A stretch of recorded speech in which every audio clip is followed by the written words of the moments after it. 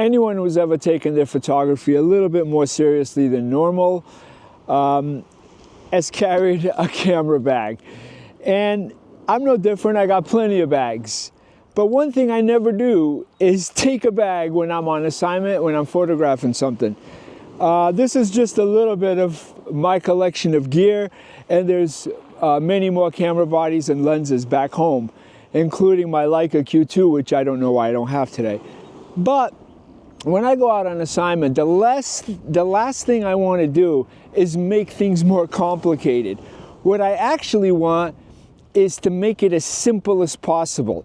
And by having a bag with other options that you could potentially use, it just makes your life harder to focus on why you're there, which is to take a photograph. So what do I usually do? I usually have two bodies. Maybe my R8 that I've been using lately, and maybe my trusty 1DX series camera. And I'll just pick a really wide angle on one, usually a 16-35, which here's one right here, or maybe just a 24mm prime, and the 780-200 on the other body. But some of you are like, well, what about if you run out of batteries, or what about if the subject's too far away? Well, that's why you carry two bodies, and I know that's a privilege. Not everybody can afford two bodies with different lenses and so on.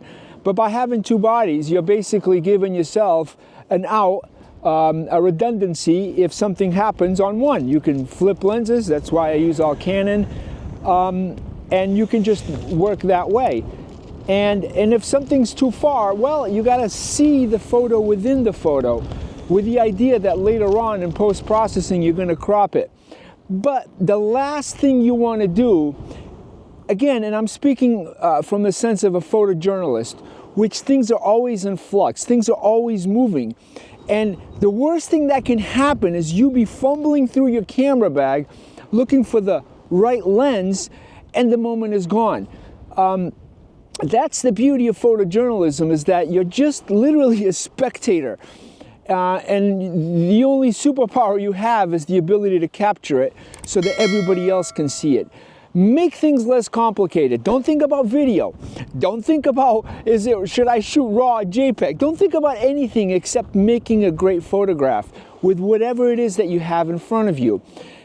And at the end of the day, that's the only thing that matters. Nobody cares if you use a Canon. Nobody cares if you use a Nikon, a Leica, or a Camp Snap like the one that I tested recently. It's either the photo is good or it isn't. So pick one lens, pick one camera, photograph something with it. And the moment you do that, you're going over a threshold that gives you an excuse as to why you can't photograph something. If all you have is a 50mm or maybe a 16mm, well, you gotta act accordingly. Get closer to the subject. Try using the lens for what it's good at, distorting the space, different vantage points. But that's something that I've always done. And if you look at my videos, and there's plenty of them, I call behind the photo, or I show you how to photograph things, you'll notice never a bag, never anything more than two cameras, and sometimes only one, which is when I use my Leica Q2, which happens to be one of my favorite cameras of all. So I hope this inspires you to use whatever you have. You don't have to have a top-of-the-line piece of kit. You don't have to, whatever you have. If it's that Camp Snap camera that costs just 60 bucks that I tested a couple of videos ago, you can check those out, then that's what you use, and that's what you got to maximize.